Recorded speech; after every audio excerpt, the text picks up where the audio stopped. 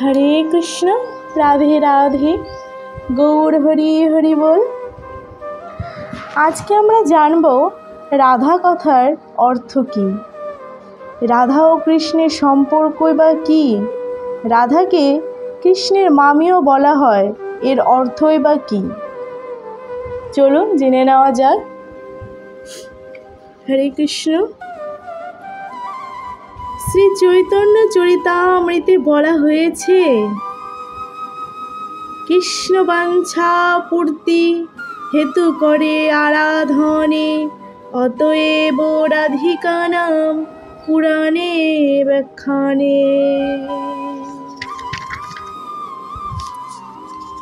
পুরাণে বলা হয়েছে, শ্রীকৃষ্ণের বাম পার্শ্ব থেকে আবির্ভূত হয়ে সহসা তার শ্রীপাদ পদ্ম সেবার জন্য যিনি ধাবিতা হয়ে পুষ্প চয়ন করে শ্রীকৃষ্ণের প্রথম আরাধনার বিধান করলেন, তিনি হচ্ছেন শ্রীমতী রাধারানী।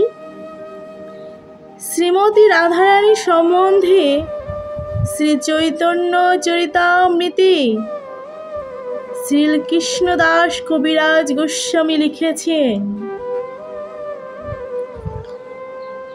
মহাভাব স্বরূপ শ্রী রাধা ঠাকুরানী, সর্বগুণ খনি কৃষ্ণকান্তা শিরোমণি। অর্থাৎ মহাভাব স্বরূপিণী শ্রীমতী রাধারানী হচ্ছেন সমস্ত গুণের আধার এবং শ্রীকৃষ্ণের প্রেয়সীগণের শিরোমণি।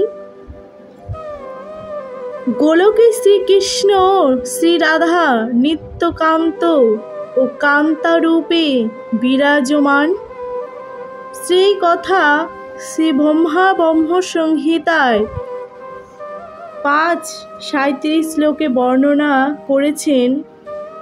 পরম আনন্দদায়িনী শ্রীমতী রাধারানীর সঙ্গে যিনি স্বীয় ধাম গোলকে অবস্থান করেন এবং শ্রীমতী রাধারানীর অংশ প্রকাশ চিন্ময় রসের আনন্দে পরিপূর্ণ বজি গোপীরা যার নিত্যলীলা সঙ্গিনী, সে আদি পুরুষ গোবিন্দকে আমি ভজনা করি।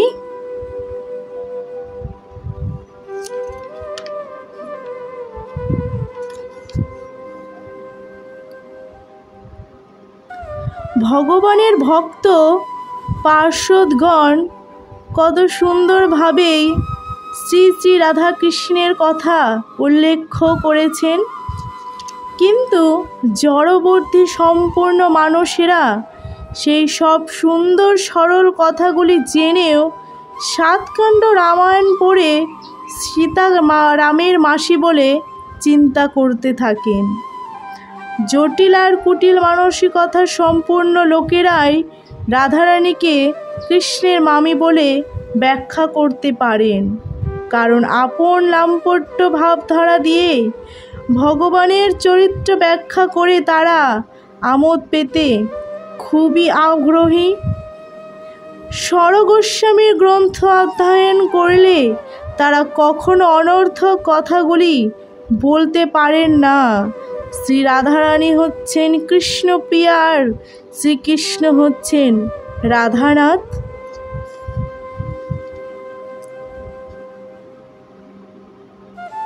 লক্ষ্মী দেবী যেমন নারায়ণের নিত্য শক্তি, কখনো লক্ষ্মী দেবীকে বিবাহ করে নারায়ণ পত্নীতে বরণ করেছিলেন এমন নয়, তার চিরকাল নিত্য পতিপত্নী রূপেই বিরাজমান।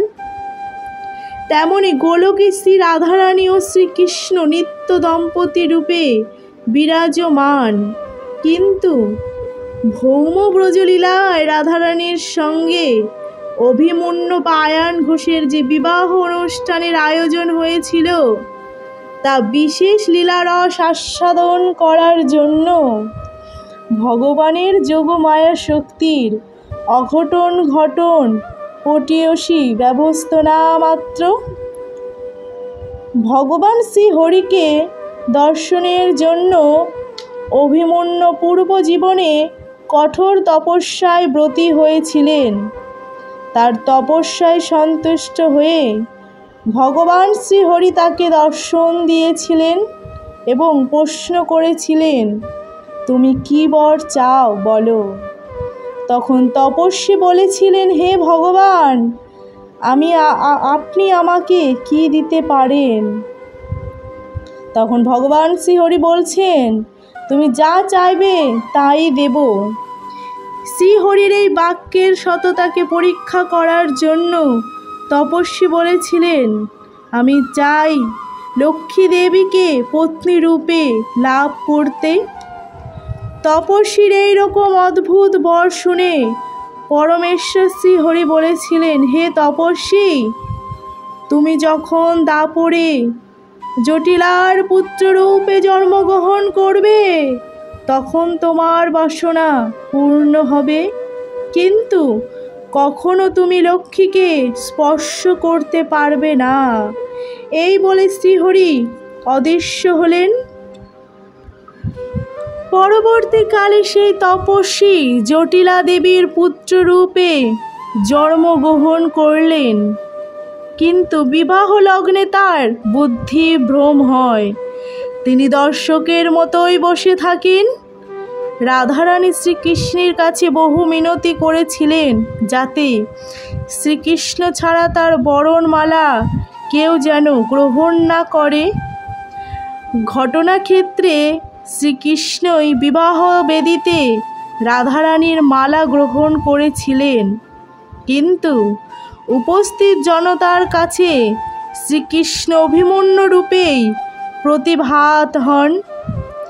যেভাবে মথুরায় কংস যুদ্ধে তিনি বিভিন্ন রূপে প্রতিভাত হয়েছিলেন।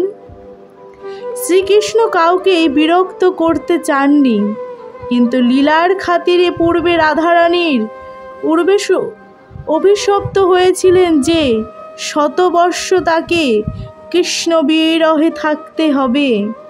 তাই অভিমন্যুর ঘরেই শ্রী রাধারানী গৃহিণী মাত্র হয়ে দিন অতিবাহিত করে সর্বক্ষণ শ্রীকৃষ্ণ চিন্তায় নির্মগ্ন ছিলেন। এটি ছিল অভিমন্যুর পূর্বজীবনের তপস্যার ফলস্বরূপ। প্রকৃতপক্ষে শ্রী রাধারানীর বিবাহ শ্রীকৃষ্ণের সঙ্গেই হয়েছিল, অভিমন্যু কদাপি একদমই নয়। তাই শ্রীমতী রাধারানীকে কৃষ্ণের মামি বলা হয়, এটা একদমই ভুল, অনৈতিক কথা, যেটা আমরা জানি। হরে কৃষ্ণ, রাধে রাধে, গৌর হরি হরি বল।